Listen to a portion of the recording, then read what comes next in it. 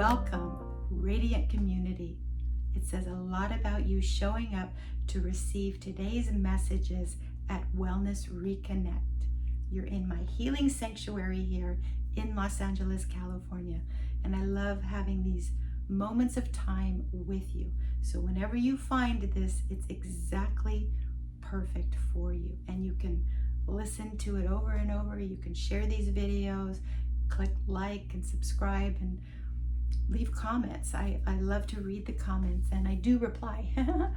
So today we're going to talk about approaches that we have in our own inner dialogue that create scenarios of being hard on ourselves, or we've had others in our life who spoke to us disparagingly, or created belief systems that we weren't good enough, or we weren't smart enough, or any of this. So I want to help you heal the heart with any of that lack. Okay, there's a powerful speaker and inspirational individual who's here in Los Angeles, Reverend Beckwith, who would teach the concept that the concept of lack is a lie. And that really benefited me many, many years ago. And I still sit with that to process the feeling associated with the concept of lack is a lie. So it's limiting. It's a limited belief system. So also, if someone spoke to you and said you were stupid, or you will never get it right, or you'll never be rich, or whatever these. Now, I'm not talking about people who actually do dark stuff to have intention of hurting people through their words or casting spells. That's a whole nother world that I don't join. I'm only I am a light worker and believe only in the good of all, and this is never to harm anybody, what we talk about here. So I help people that have these belief systems that make it hard on themselves because, I was told I was stupid, or I was told I'm not as pretty as my brother or sister, or whatever the stories were growing up. And first of all, another pearl of wisdom is stop comparing. Stop comparing yourself to others. This isn't about, I'm blessed and other people are suffering, or I'm suffering and other people are doing better. There's all these kind of comparisons that get in the way of ourselves, these belief systems. So center in the heart chakra. The heart chakra is where I see the soul, the intuition, the connection to source, and authenticity that we all can access at any time. There's never a judgment if you're not speaking or creating from this space. This space is always available for you to do. So it's not the Hollywood version of heart. This is the heart chakra. And I love this energy feeding all the other chakras. So I am a Reiki master teacher, and I've been doing that for almost 30 years. And these intuitive messages that have come through over the time, I love sharing their wisdoms with you, and also I practice them too. So in coming into the heart and healing these belief systems that you're not good enough, or let's say you're not capable. Let's say that's what we're going to focus on. I'm not capable of doing it. So what you say to yourself is, I am not capable. You say it 3 times, okay? I am not capable. And then you repeat it. Yes, you are not capable. It's like you're having a conversation with yourself. I've done this in a mirror exercise with another person, a stranger, and it really is powerful to do it 3 times, to say these words 3 times, or the conversation 3 times.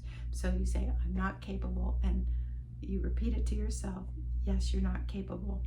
And then by the 3rd time, you say, I'm not capable, and you tie it up by saying, yes, you're not capable, but I love you anyway. And that completely shifts the experience. It almost, as you're repeating it, becomes absurd. It's like, no, why am I joining that story? And why am I even believing it? So you're training yourself how to disconnect or untangle from that limiting belief. You know, the concept of lack is a lie. And it's really supportive for the nervous system, for the sympathetic system. It quiets the mind chatter. It soothes the emotional stimulus, and can even give comfort to physical discomfort. Because I know when people are in anxiety, I like to ask, where are you feeling certain things? And sometimes it's the head, sometimes it's the throat or shoulders, or sometimes it's the tummy or the feet. I mean, it can be anywhere, but I see the landscape completely different of the human body, more so energetically rather than how it is by science. Yes, I know where the heart is, and the liver and pancreas and kidneys and bladder, certain things like that, but I see it energetically. So when there's discomfort in the head, sure, there's organic stuff happening, but I'm hearing that the message by the discomfort is telling you to see it a new way, to think it a new way, or to not join those thoughts. You know, you can always give yourself some room to say about a thought is it 100% true? Is it 100% true that I'm not capable? Is it 100% true that I am different from everyone else? Well, yes, that is true, because we all have our signature and our penmanship and our gifts. And like I would tell my child growing up, I would say that everyone has their talent and everyone has something to contribute to this world. Everyone. So allow that everyone, the word everyone, also to include yourself. So stop comparisons. See how absurd it is to repeat those dialogues and belief systems about yourself, that you're not capable, or you're not smart, or you're not kind, and really to tell yourself, yes, I love me anyway. And from that place, you have a freedom to create authentically and to create from a whole place, not to create from lack. So I hope some of this can resonate with you and benefit you and shift you in your day, in your thoughts.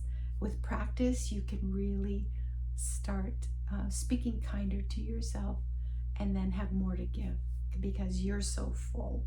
And I don't mean full of it. I mean like repaired and comforted and confident.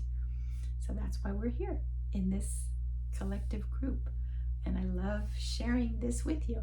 So please like, subscribe, share, and leave comments, and I will get back to you. And I see you again at another time. Thanks for being here. Bye-bye.